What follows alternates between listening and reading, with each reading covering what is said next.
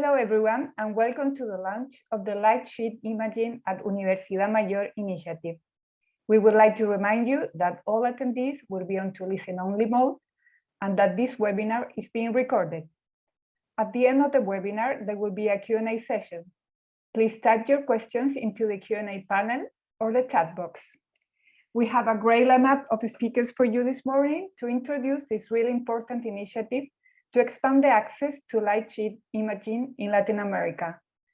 Before we introduce our first speaker, I would like to invite you to watch a short video message from the president of Universidad Mayor, Patricio Manque, who was unable to join us today.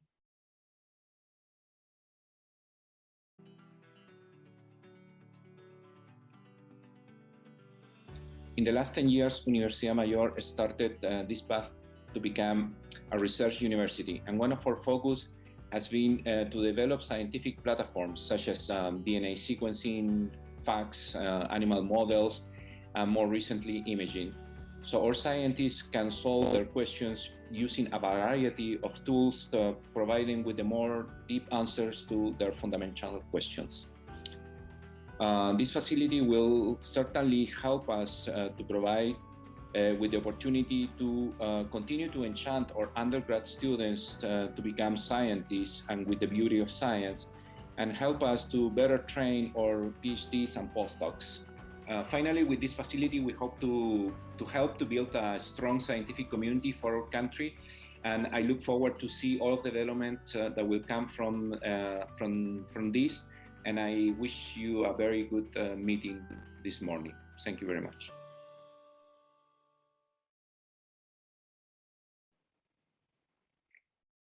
Now, I would like to introduce our speaker, Leonardo Valdivia, Assistant Professor at the Center for Integrative Biology and Academic Director of the Zebrafish Hub. Thanks very much, Anna. I would like to. Can you see the slide?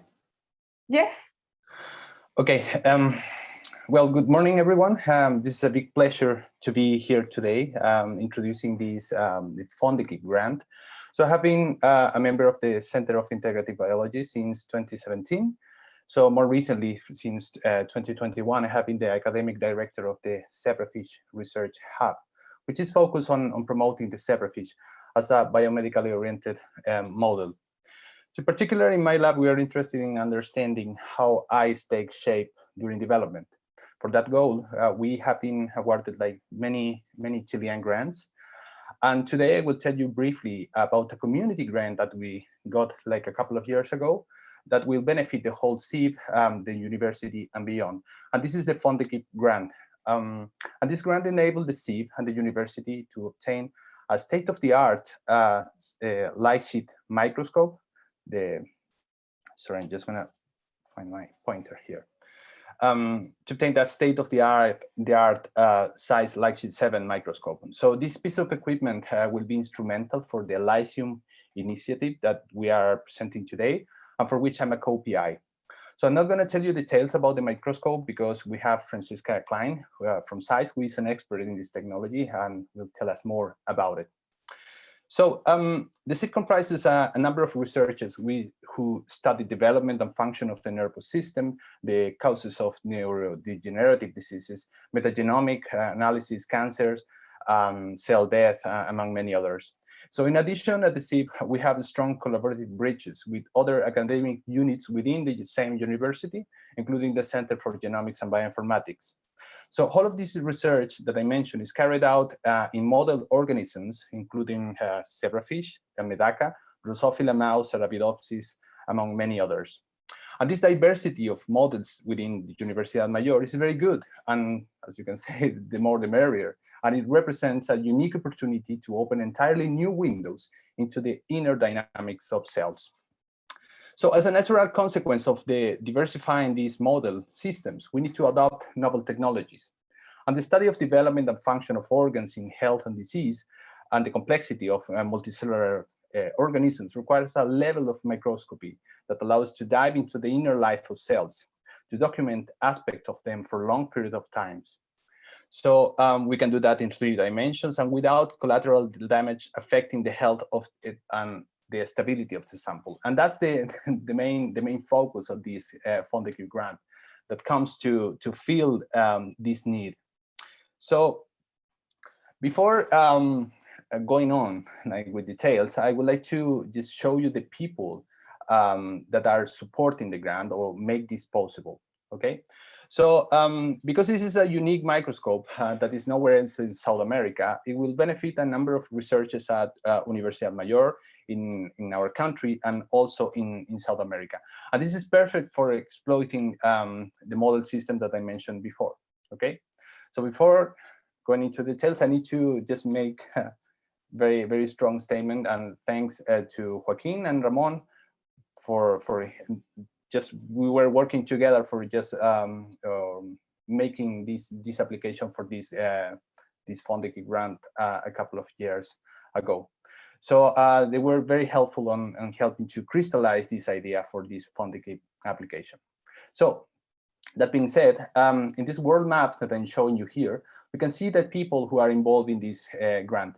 So we have a massive community of people from Chile, as you can see here, in particular from Universidad Mayor. And even if I'm showing you only the center of Chile here, we also have supporters that are not only from Santiago, but also from Valparaíso, Concepción, and Valdivia. Okay, so and beyond Chile, we have some other supporters like Dr. Ed Malagatrillo from Universidad Cayetano Heredia in Peru, and Dr. Flavio Solesi from Universidad de la República in Uruguay. So as you can see, all these grants will benefiting like a bunch of people from South America. But we also have the support from labs that are experts in this technology, including Professor Steve Wilson from the Department of Cell and Developmental Biology of University College London, and also Professor Ulrich Kubitschek from University of Bonn. So both of them are just very experts in this imaging technology. So we are pretty sure that we will make major breakthroughs with the support of these important people in the field. So at the bottom, I'm just showing you the kind of models that we will use for just bumping up these grants. So we will, I mean, most of the users will use fish embryos. We are very suitable for these 3D or live imaging applications, but also some people will use mice and Arabidopsis, tumors, C. elegans, organoids, and also beetles. And even if I'm not showing you here, I mean, there is a group of people that are interested on exploiting light sheets for expansion microscopy, which is something that will be very instrumental for us in the center, but also in the university. So as you can see, this is a great opportunity for democratizing like the access to imaging technologies. Finally, well, I'm just gonna tell you, I'm gonna show you just briefly about our new toy. As you can see, this is the crate in which we got the microscope. As I told you at the beginning, we got this grant in 2019, like a couple of years ago, but after, well, because of the pandemics, of course, we couldn't bring the microscope into our country until very recently, only a few weeks ago. So this is the crate in which this arrived. So this is very similar to when we saw the Tasmanian devil or devil for when it was in the crate. So we hope that when we unbox that, we will hit the similar impact to this guy was doing in Looney Tunes. This is the microscope already installed. As you can see, it's a very unusual microscope because you don't see the oculars to just look at the samples. So there is a sort of box, and it's very different to the normal microscope that we use in the SIP or any other universities in our country. And finally, this is like people just obtaining the first images. And there you can see Camila and Aaron Villanueva from my lab. So they were the first people that just together with Ramon on looking at samples that were just suitable for these light sheet applications. So at the bottom, you can see like a real image. And this is one of the first things that we obtained, or in this case, Camila obtained that image. And this is just the data. This is very preliminary, as I told you at the beginning. this just arrived a few weeks ago, so we are still trying to understand how to use it, but I mean, I'm pretty sure it's gonna be okay. As you can see here in green, there is a transgenic zebrafish, and you can see that there is a nice 3D view that we can get from these zebrafish larvae. Okay, in red you can see the axonal tracts, and on the right you will see that you can even go deeper into the inner secrets of this embryo. Indeed, we can just go inside the embryo itself. So as I told you, this is just very preliminary, but we hope that with this kind of approach, we will be able to make major breakthroughs on understanding how animals take shape. Or, I mean, in my case, I mean, there are many other people that are interested in other models, but this is the very preliminary data that we gather from Zebrafish. And before taking questions, if there is any, or maybe we can just have it at the end, I would like to just say thanks to the FONDECIP heroes. And again, I would like to thank Dr. Joaquin Letelier and Dr. Ramon Ramirez, because we were working together to crystallize this idea for this FONDECIP grant application, and that was actually successful. And also Dr. Felipe Kurt, because of making the links between like normal people as us and the people from finance and the university. Ignacio Velázquez from Microx Chile, who imported the microscope and recently installed the machine, and all our supporters like from Chile and abroad, and especially, well, the people from my lab, and especially Camila, and Aaron, especially Camila, I would say, because she has been like pushing for using this technology, and she has been just obtaining the first images, as I told you. I would like to also thank the FONDECIP grant that we got for this, but also I would like to thank the university, because this was a 50 and 50 effort. It was a huge monetary effort that was made possible just working together with FONDECIP. So I would like to thank to all these people, and of course to all of the people that are connected. And if you have any question, I can just take it at the end of this webinar. Thanks very much. Thanks, Leonardo, for your presentation. Our next speaker is Alenka Lovy, Assistant Professor at the Center for Integrative Biology and Academic Director of the Microscopy Hub. Alenka, the floor is yours. Thank you, Anna. Good morning, everybody. Thank you so much for being here today and for your interest in light sheet microscopy. Hold on, I forgot to share the screen. Okay, so my name is Alenka Lovy. I'm an assistant professor here at the Center for Integrative Biology and the academic director of the Microscopy Hub. And I want to talk to you about the light sheet imaging at Universidad Mayor, or LiSIUM initiative. So can you see my slide? Okay, now it's sharing. So this initiative is possible in part because of the Chan Zuckerberg initiative. So I just want to tell you a little bit about them. They were founded in 2015 to help eradicate disease, improve education, and with a mission to build a more inclusive, just, and healthy future for everyone. And on November 15th this year, they announced more than $5 million to advance bioimaging technologies, increase the access to these tools, and build capacity for biomedical researchers. And 11 projects were awarded in Latin America, and our project was one of those. So our team consists of myself, Felipe Kurt, the director of the Center for Integrative Biology, and Leonardo Valdivia, who you just heard from, and Ramon Ramirez, who's the manager of the Microscopy Hub.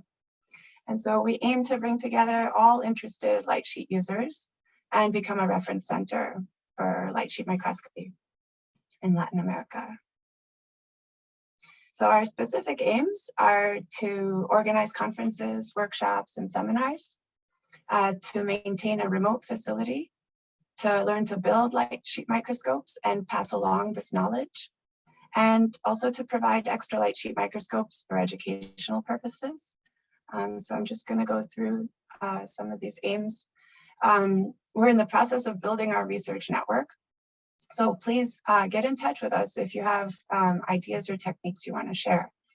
Our webpage is in construction, but right now, if you go to lightsheetchile.cl, you'll see a form which you can fill out and be added to our email list. And I think shortly we will have much more information there. And you can always reach out to me directly.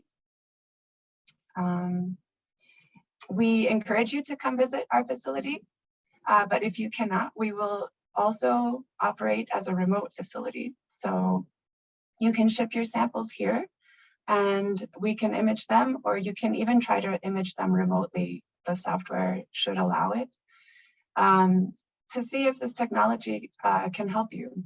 It's really, really fast, so it's an excellent technology. In terms of building the light sheet microscope, we will be collaborating with Dr. Wiskin and Michael Weber. So Dr. Wiskin sort of came up with this flamingo design of a microscope. And the flamingo is a modular system with a relatively small footprint and can be optimized for different configurations. But also it can travel around more easily than most microscopes. So we thought this would be an excellent one to learn how to build. And for this purpose, we will have an opening for a postdoctoral student position. So the postdoc will work at the interface of optical engineering, biology, and image analysis, and work with our collaborators in Germany. So there will be some travel involved between Chile and Germany, and collaborations with Dr. Hiskin's laboratory, and also with Dr. Ulrich Kubicek, who's been building his own systems as well. And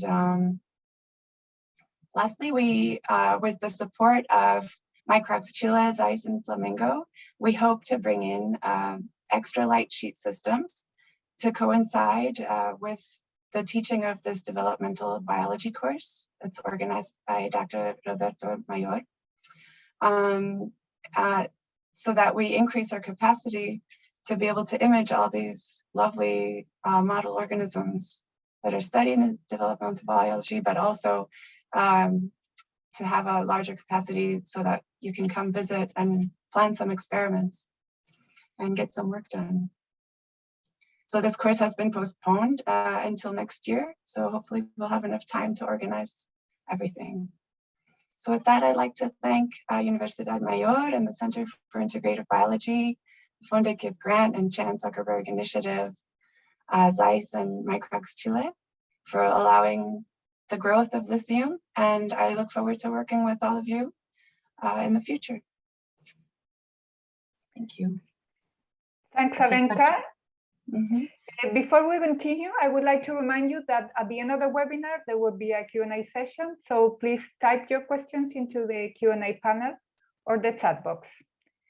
Now, I would like to introduce Ignacio Velázquez, General Manager of Microx Chile, an official distributor of Zeiss Microscopy. Hello, everybody. Good morning. I hope you can see my screen now and you can hear me clearly. Sorry if there is any noise at the background. My daughter is running around, so could be some interruption. So thank you for the introduction. As was already said, I'm the general manager of Microx Chile, and we are the official distributor of Zeiss Microscopy in Chile, and we work together with the Universidad Mayor for this project, and also for the new Chan Zuckerberg Initiative funding. But I want to talk to you a little bit in regards of the light sheet technology. Maybe some people already know about it, but I will explain just briefly. So just as a recap, we all know about microscopy, and the normal microscopy works like this, where when we have fluorescence, we illuminate the sample, and then using some kind of filters, we can separate the fluorescence emitted light from the excitation light, and then we collect the light in a camera-based system, like in a standard microscope. And then we all know confocal microscopy, that is a really useful tool for research. In this case, we use a laser to illuminate the sample, and then using some kind of filters, we can separate the light from the laser to the light from the sample, so the fluorescence. And then using a component called pinhole, we can optically section the sample, so avoiding all the light from out of focus positions. So with this technology, we can improve the capacity of sectioning in 3 dimensions inside of the sample. But all the evolution of microscopy across the years is always going pointing to more resolution, so being able to see smaller and smaller structures, but going this way is limiting a little bit the possibility to observe bigger samples or animals. And in the other way, we have when we see the whole organism or the whole organ, we have much higher physiological relevance of the data. So this is the problem that is also solved by this technology, that allow us to see much bigger samples, but also keeping the possibility to make optical sections. So this is more or less how it works. In epi-illumination, that is the normal wide field microscope and also the confocal, we illuminate from the observation objective, and we detect the fluorescence from the same side. So we are illuminating the whole volume of the sample, but the light sheet technology is completely different, and we illuminate the sample from the side, and we make the detection, or we observe the sample from 90 degrees regarding to the illumination. And in this way, we are able to illuminate only the focus plane that is actually in focus. So the technique is already optical sectioning, and we don't need the pinhole and some other components that are inside of a confocal microscope to make it optically sectioning. So this technique already allows this optical sectioning, and something that is even more relevant for living samples is that when we use confocal microscopy, for example, or any other wide field microscope, we illuminate the whole sample, but only we need to detect or to digitalize the focus part of the sample. But the bleaching and the photo damage is affecting the whole animal in this case. And when we use the light sheet technology, we are illuminating only the focal plane. And in this way, we are reducing the photo damage and reducing the photo bleaching really dramatically, and also having the possibility to observe much bigger samples because of the way the system is illuminating the sample. And how we create this, we use illumination optics that is in 90 degrees regarding to the observation, and we use laser light source, and in the combination with in this case cylindrical lens, we create this sheet of light that is projected through the sample, and will create the light sheet. So in this way, we have a completely different architecture of the microscope to be able to use light sheet technology. And with this, I will let's do with Franziska Klein from SAIS, who will explain you more in detail about our technology.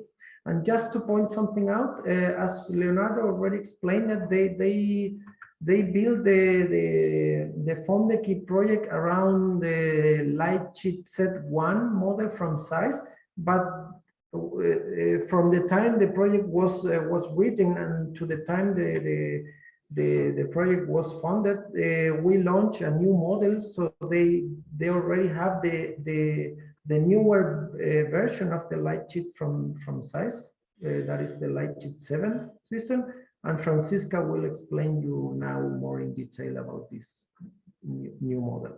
Thank you, everybody. Thanks to Ignacio Velázquez. Next, I would like to introduce Franziska Klein from the Global Application Support Team at SAIS Research Microscopy. Many thanks. Okay, I'm sharing my screen. Going to presentation mode. Here we go. So thank you very much for having me here today. Yeah, my name is Franziska Klein and I'm an application specialist based in Jena in Germany. The title of my talk is SAIS LightSheet 7, Multi-View Imaging of Live and Cleared Specimen.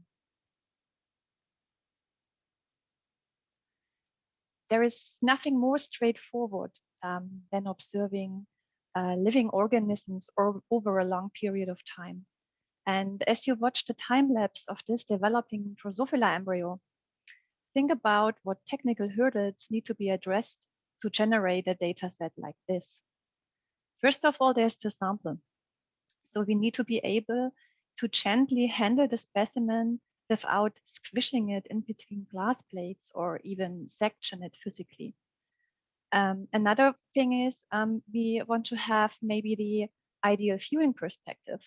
So that means we need to be able to position the sample to image from a certain orientation. Then we need to be able to create optical sections that Ignacio explained already before. So we just want to see the information in the image plane and not the blur above and below. Then we need to also address speed. So we want to image very quickly for sufficient spatio-temporal resolution in order to observe highly dynamic processes in 3D. And last but not least, also mentioned by Ignacio, there's the problem of photo damage. So we need to minimize photo bleaching and photo damage in order to keep the sample happy and alive over a long period of time. So let me explain on the following slides how we addressed all of those challenges and realized this data set that you see here on the LightSheet 7. Okay, the principle behind LightSheet fluorescence microscopy was already explained, but let me maybe go a little bit more into detail how this looks on your system that you own right now. So what you see here, this is the sample, this is the chamber that is built around, and the sheet of light is coming in from the side. So it's a horizontal microscope with separated illumination and detection from behind. And the sample is illuminated from the side, left and right, and the light sheet itself is shaped by a cylindrical lens. And this covers 1/3 of the field of view, and by scanning the light sheet up and down, we cover the entire field of view. And by moving the stage during image acquisition, we can collect an optically sectioned 3D data stack. So let's have a quick detour into the history of LightSheet. The first LightSheet was described in 1903 by Henry Siedentopf and Richard Zsigmondy. They used the ultramicroscope to visualize nanoparticles in cranberry glass. In 1912, Zsigmondy further improved on the design to study suspended particles in defined fluidic volumes, for which he was awarded the Nobel Prize in Chemistry in 1925. Over the next century, LightSheet microscopes were not used very often, just for a handful of different applications and the technique didn't really take off until 2004. Then the Stelzer group at the EMBL ignited a renaissance. And this work was the foundation for the collaboration of STILES with Stelzer and team researchers, and to start our commercial solution with the LightSheet Z1, what is the predecessor of the LightSheet 7. So let me talk you now step by step how we acquire the images. Most important, when designing the LightSheet, we started with the sample itself. So the microscope is built around the sample. Agarose embedding has been shown as an ideal sample mounting method, since it's very easy to prepare using common lab material. So the procedure is very easy to perform by just using a glass capillary, a plunger, and low melt agarose. And the result is a sample shown here that is gently secured with minimal mechanical stress. And in the LightSheet 7, the sample movement is fully software controlled and includes translation in all 3 dimensions, so X, Y, and Z, as well as 360-degree rotation.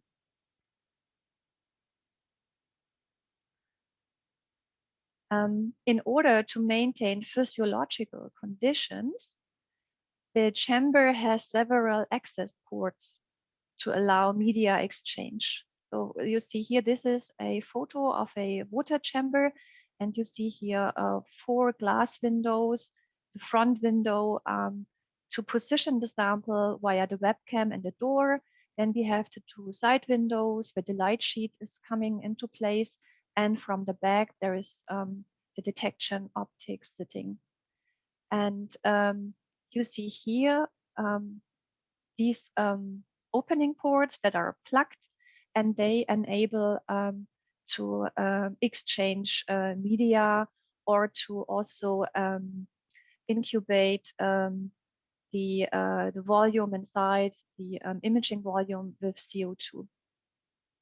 In addition, seen here by just a hole, but here you can place a Peltier element or incubation system that can be used either to heat or cool the chamber anywhere between 10 to 42 degrees.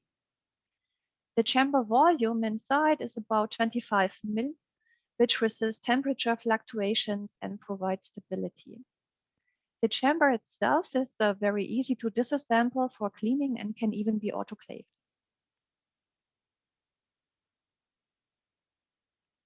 Okay. The next important feature on the LightSheet 7 is the complete freedom of rotation.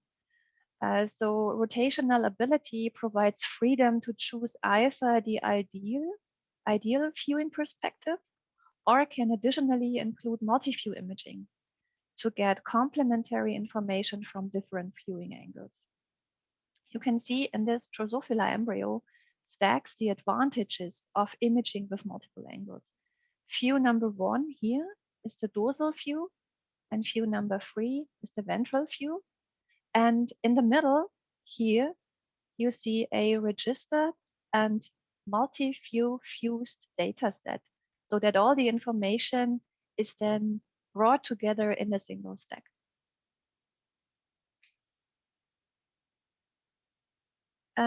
Another feature is the dual-sided illumination in order to minimize light scattering artifacts for highest image quality. The LightSheet 7 can illuminate the sample from either the left or the right side. Here on top, you see how an image looks when it's illuminated from the left side. So here you see on the left part of this image, bright and sharp structures, and the deeper the light sheet has to travel inside, the less information you get here, and vice versa from the right side. With dual-sided illumination, the sample is illuminated from both sides, and the information is combined into a single image. And this is either done in a post-processing step after the images are acquired, or online right away during image acquisition.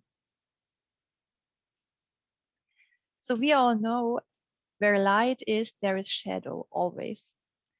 And when the sheet of light is passing through the sample, some structures such as nuclei or maybe pigments will absorb or scatter excitation light and cast a shadow along the illumination axis. This does occur, of course, with any microscope, not only on light sheet-based systems. But here you can see immediately the effect because it's more noticeable with light sheet because the illumination axis is separate from the detection axis. The example image here on the right side shows the resulting shadows that appear as horizontal stripes across the image. To overcome the shadowing effect, LightSheet 7 uses patented pivot scanning technology to continuously rock the sheet in plane during acquisition. So the light sheet is not only scanned up and down, it's also brought into a certain angle onto the sample. This actively varies the angle of illumination to allow the excitation light to reach regions behind opaque structures. And gives also structures or dyes a chance to get illuminated that are behind these absorbing structures.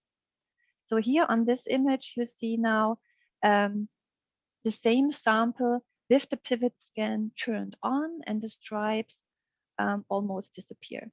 I go one back that you see the effect. Here it's without pivot and here with the pivot scan turned on. Okay. The LightSheet 7 has a range of detection objectives that cover fields of view ranging from tens of micrometer up to several millimeter. So there is here the 5x air objective and the 10x, 20x, and 40x dipping objectives. All objectives can be used with a continuously variable optical zoom that lets you zoom out to a factor of 0.4x or zoom up to an additional factor of 2.5x for further adjustment and fine-tuning of magnification and field of view.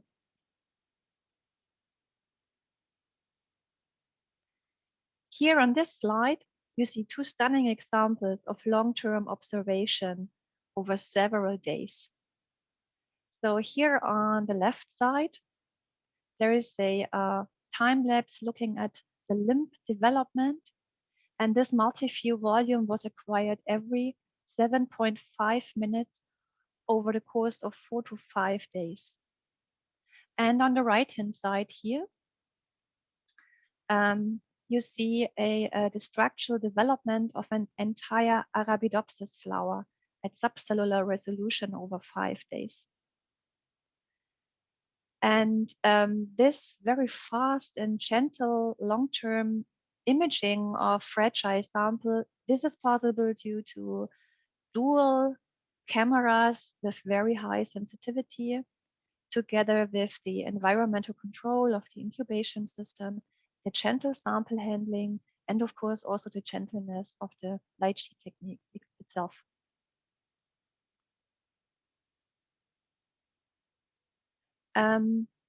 So the example shown here is plant imaging, what is especially well suited in the LightSheet 7 due to its horizontal concept, considering the gravity or natural growing direction of plants.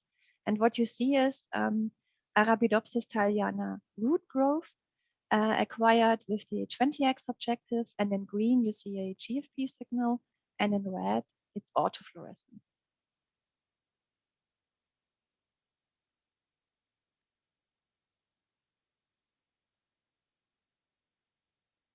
Size LightSheet systems have really excelled at imaging various samples, sample sizes, different applications. So it's possible to image samples ranging from several microns up to a few millimeters. In general, as sample sizes increase, it becomes necessary to use optical clearing methods in order to permit light to penetrate deep into the tissue and avoid scattering. So fixed samples tend to scatter light omnidirectionally. So in all directions, we get a light scatter. This means when light enters the sample traveling in this direction, doesn't continue and ends up to going off diffusely all over in all directions. So what you see here, this example, this is an uncleared brain. And placed on a newspaper or on a text, you see that it's not transparent and you cannot read the writing underneath.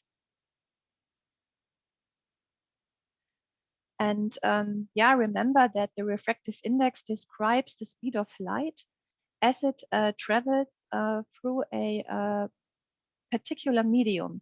And the larger the refractive index, the slower the light travels. Scattering is related to the number of refractive index transitions as light passes through a heterogeneous sample. So if you have several interfaces and several refractive index mismatches, you end up with high scattering. Clearing protocols aim to match the refractive index with a tissue within the tissue while maintaining its 3D architecture and also the fluorescent signal. After successful clearing, specimens allow light to travel through the tissue mostly unobstructed. And this is illustrated here.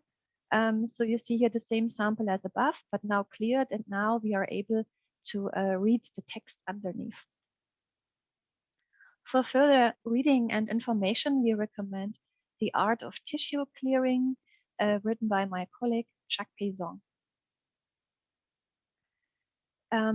With the new LightSheet 7, we now have the flexibility to image in any refractive index in between 1.35 to 1.58. And this range covers all the popular clearing media that you see here. So there is a clarity cleared mouse brain shown here. There is lymph node imaged in C3D. Here you see a mouse brain hemisphere imaged in nuclear. Here, this is a mouse trachea cleared with Pegasus. This one here is a mouse kidney cleared with iDisco and imaged in ethyl cinnamate. And here, an axolotl limb cleared and imaged in ethyl cinnamate. So it's a bunch of different clearing media possible. To achieve this remarkable flexibility, the LightSheet 7 has now redesigned optics that adjust to any mentioned refractive index. And the new illumination optics here, they have an adjustable correction color. This is this silver ring, what you see. And this enables to focus the sheet in order to optimize optical sectioning capabilities. In addition, we have new focusable detection objectives that offer a long working distance for imaging deep inside thick samples. So there is now 10.5 millimeter of available working distance for the 5X and 6.4 millimeter of working distance for the new 20X designed for a refractive index of 1.53. Additionally, the existing scale and clarity objectives can still be used with the new focusable illumination optics. The adjustable illumination and detection objectives are matched with newly redesigned sample chambers shown here. Here you see the sample chamber large for a very in order to be used with the 5X, and this is the other chamber to be used with the 20X clearing objective. The inner dimensions can easily accommodate larger samples, such as whole cleared mouse brains. And both chambers now use window gaskets or O-rings that are resistant to solvents. The chambers are easy to disassemble for cleaning. And notice that both chambers, they have some grooves on the top, shown here and here. And these grooves actually play an important role in a new automated sample loading routine of the LiSIUM 7. And this is explained on the next slide. So with the increased need, oh, sorry, this was.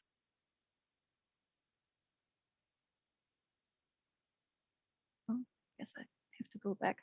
So with the increased need to image ever larger samples, determining the best way to load a sample can be a challenge. We realized this, and to address this issue, we came up with this new smart sample holder that was designed to simplify sample handling. So once a sample is secured in front of the sample holder, shown here, it can be inserted inside the chamber and inserted into the light sheet itself. And then there is an automated loading routine. And the smart sample holder is now able to pick the sample automated like this. And all you need to do is you just turn the handle to lock the sample in place. And then you are ready to start imaging. And this is really convenient and helps a lot to make the handling with bigger samples much more easy. Okay, in order to expand the possibilities on the LiSIUM 7, we integrated intelligent third-party solutions. So there is image data processing and analysis as one major point.